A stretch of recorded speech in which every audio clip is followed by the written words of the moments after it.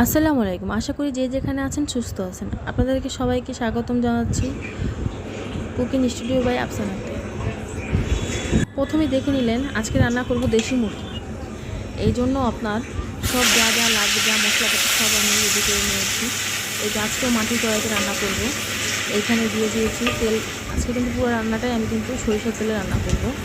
এখানে আমি দিয়ে দিয়েছি পেঁয়াজ বাটা, আদা রসুন বাটা, এগুলো দিয়ে আপনার সুন্দর করে নাড়াচাড়া করে একটু ভাজা ভাজা করে নিয়েছি। এর মধ্যে কিন্তু লবণ দিয়ে দিয়েছি। এখন দিয়ে দিচ্ছি আপনার জিরা বাটা, আর হচ্ছে এলাচ, লবঙ্গ বাটা, আর দারুচিনি আস্তে 3-4 টুকরো।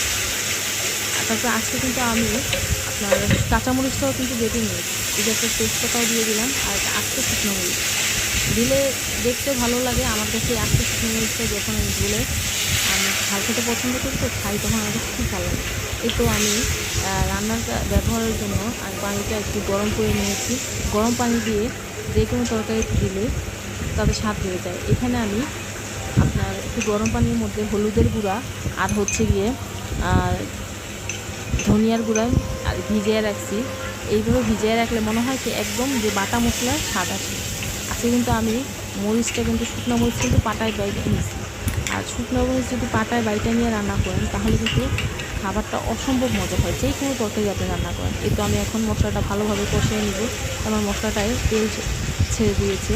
এখন আমি ধোয়া মুরগির মাংসটা, এটা কিন্তু দেশি মুরগি, মাংসটা দিয়ে এখন ভালো করে কষিয়ে নেব। আর এই যে গিলাটা দেখলাম, এর কারণ হচ্ছে আমি দেশি মুরগি রান্না করি বা ব্রয়লার রান্না করি, যেই মুরগির মাংসই রান্না করি, সেই গিলা কলিজা ওইটা আমি একটু আগে ভালো করে ধুয়ে অল্প একটু পানির মধ্যে দিয়ে একটু সিদ্ধ করে নিই। সিদ্ধ করলে একটা কালো ফেনা জাতীয় একটা ময়লা বের হয়, নাহলে আমার কাছে নিজের কাছে খেতে ভালো লাগে না। আমার আম্মুকেও দেখে এইভাবে রান্না করে, তার জন্য আমি এভাবে রান্না করি। এই তো আমি মাংসটা কষে নাড়াচাড়া দিয়ে ঢেকে দিয়েছিলাম। এখন আমার মাংসটা কষানো হয়ে আসছে। এই যে এখন আমি আলু দিয়ে দিচ্ছি। আলু দিয়ে ভালো করে মুরগি মাংসটা ভালো করে কষাবো। আজকে কিন্তু আমি আলু আমি অতটা খেতে পছন্দ করি না, কিন্তু আমার হাজব্যান্ড অনেক আলু খেতে পছন্দ করে। এই জন্য আমি আলু দিয়ে আজকে মুরগি মাংস মাখা মাখা ঝোল রান্না করবো। এটা আমি যতটুকু পরিমাণে আমার ঝোল লাগবে ততটুকু পরিমাণে ঝোল দিয়ে আমি কিন্তু ঝোলের পানিতে গরম পানি ব্যবহার করেছি। আর এখানে আজকে আপনাদের দেখাচ্ছি, এটা হচ্ছে মিষ্টি কুমড়ো শাক। সবাই চিনি মিষ্টি কুমড়ো শাকগুলো, খুব ফ্রেশ তাজা।